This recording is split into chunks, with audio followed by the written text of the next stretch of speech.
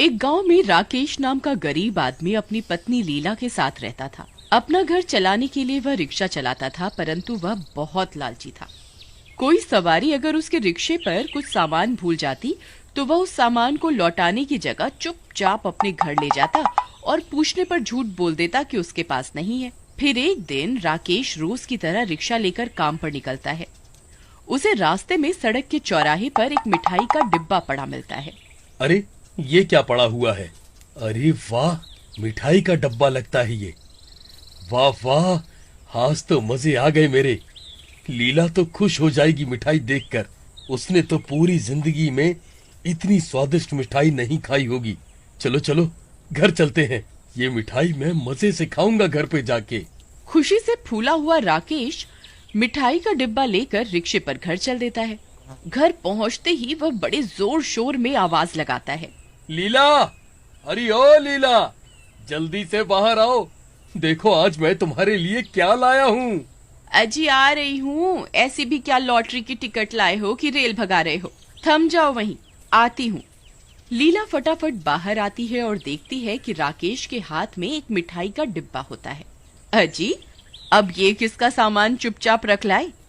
एक दिन तुम बहुत बुरा फंसोगे इन मुफ्त के सामान के चक्कर में। देखना तुम। चल चुप कर तू। देख, देसी घी की मिठाई है। तूने अपनी पूरी जिंदगी में नहीं खाई होगी ऐसी मिठाई, बल्कि तेरे बाप दादा ने भी नहीं देखी होगी। खा के बता कैसी है जरा। लीला उस डिब्बे में से एक बर्फी निकालती है और राकेश को ही खिला देती है। अरे भगवान, खाओ तो सही। आज का दिन देखो कितना अच्छा है। जहाँ हमें रूखी सूखी रोटी खानी पड़ती है, वहीं देखो आज देसी घी की मिठाई खाएंगे, वो भी भर पेट। वो तो आज मैं उस चौराहे के पास से रिक्शा लेके गुजर रहा था, तभी वहां मुझे ये डब्बा रखा मिला। चलो शुक्र है भगवान का, मुझसे पहले वहां किसी ने ये डब्बा नहीं देखा। अरे तुम्हारा दिमाग खराब तो नहीं है? उस चौराहे पर इतने लोग आते जाते हैं, फिर भी किसी ने ये डिब्बा नहीं उठाया। मतलब कि ये मिठाई खाने लायक नहीं होगी।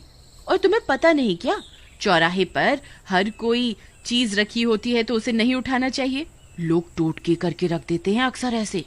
तुम ही खाओ ये पाप की बचत। मुझे तुम्हारे पाप का भागीदार नहीं बनना। अरे जा जा, तू गरीबी में ही मरियो। देख, तेरे को खाना है तो खा, वरना मैं सारी मिठाई खा लूंगा। और वह गुस्से में पूरा डिब्बा चट जाता है। फिर राकेश और लीला रात को सो जाते हैं। आधी रात होते ही राकेश में कुछ बदलाव आने लगते हैं। वह गुर्राने लगता है और उसके हाथ पांव के नाखून अचानक बड़े होने लगते हैं।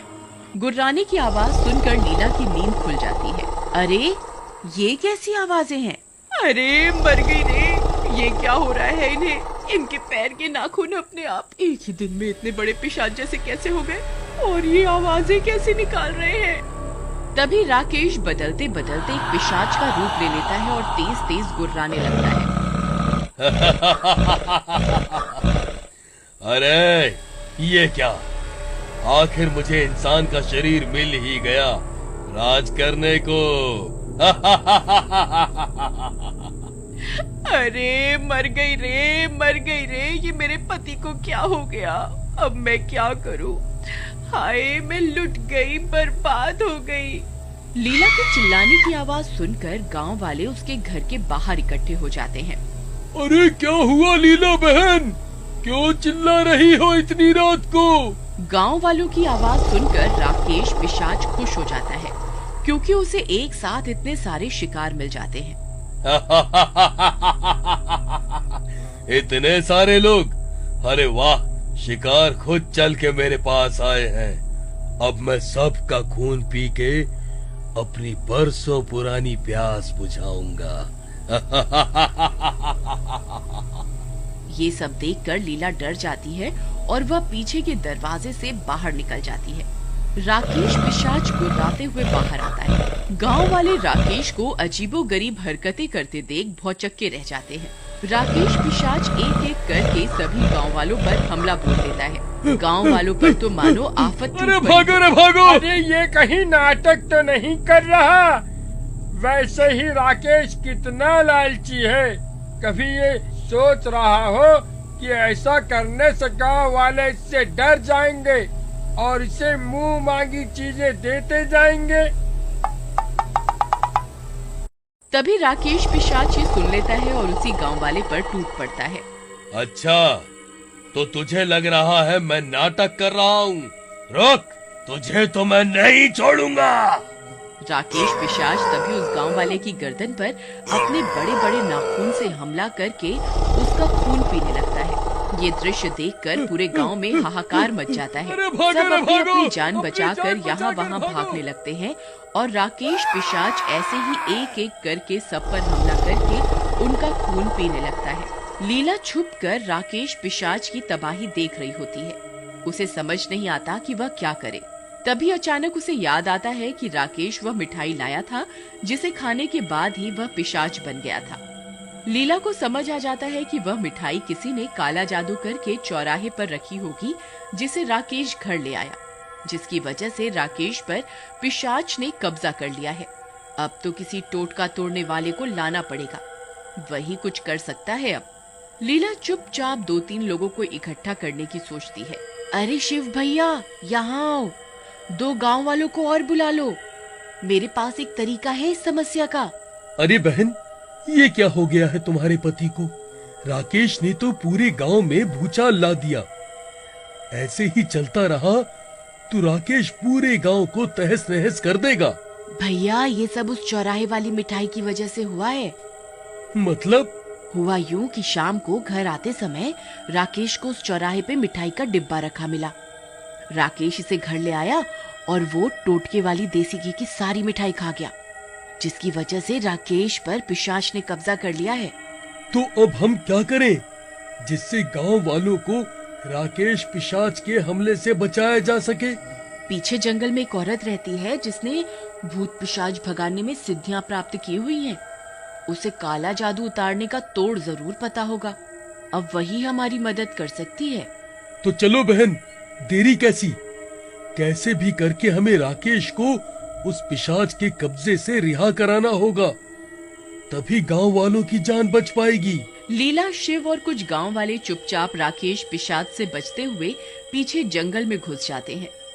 घने जंगल में घुसते समय उन्हें डर तो लग रहा होता है, पर पिशाच से छुटकारा पाने के लिए वे लोग चलते चले जाते हैं। थोड़ी देर में वे सब लोग सिद्धि प्राप्त औरत के पास पहुंच जाते हैं। वहां पहुंचकर उस औरत का ठिकाना देखकर वे लोग डर जाते हैं। वहां खोपड़ी पेड़ों पर टंगी होती है। आसपास कंकाल, सुई चुभे हुए नींबू, छोटी छोटी काले कपड़े की गुड़िया जिन पर सुइयां चुभी होती हैं, ये सारा सामान रखा होता है। लीला बहन, ये क्या? इसे देखकर लगता है ये बहुत बड़ी शक्तिशाली है। ये जरूर हमारी मदद कर पाएंगी। फिर लीला उस औरत को पूरी बात बताती है। सब सुनने के बाद वो औरत उन्हें एक नींबू की बनी हुई माला देती है जिस पर उसने कुछ मंत्र मारे हुए होते हैं, और एक पुड़िया में भभूत देती है। लीला, ध्यान से सुनो, कैसे भी करके ये नींबू की माला राकेश पिशाच के गले में डाल देना। इससे उसकी शक्ति कुछ समय के लिए खत्म हो जाएगी। फिर तभी मौका पाकर ये भभूत उस पर डाल देना। ये भभूत बाजोट सिद्धियां प्राप्त करके बनाई है मैंने। इससे तो पिशाच का साया हमेशा के लिए राकेश पर से हट जाएगा। धन्यवाद तांत्रिका जी। आपका टोटका भगाने का तरीका अगर कामयाब हुआ और हम सब बच गए तो हम वापस आएंगे आपका धन्यवाद करने राकेश के साथ। नींबू की माला और भभूत लेकर वे सब गांव वापस आते हैं। राकेश, सुनो, ये तुम क्या कर रहे हो? तुम पूरे गांव को तहस नहस कर दोगे। सुनो, रुक जाओ। अरे तो कहाँ छिप गई थी? मैं कब से तुझे ही ढूंढ रहा हूँ। अब मैं तुझे भी नहीं छोड़ूंगा। फिर जैसे ही राकेश पलटकर लीला के पास आने लगता है, शिव पीछे से वो नींबू की माला राकेश पिशाच के गले में डाल देता है। माला पहनते ही उसकी ताकत कुछ समय के लिए खत्म हो जाती है। तभी लीला वो भभूत राकेश के सिर पर लगा देती है। जैसे ही शक्तिशाली भभूत राकेश पर पड़ती है, एक काला साया उड़ता हुआ हवा में लुप्त हो जाता है और राकेश उस पिशाच से छुटकारा पा लेता है। अरे राकेश, आंखें खोलो, तुम ठीक हो?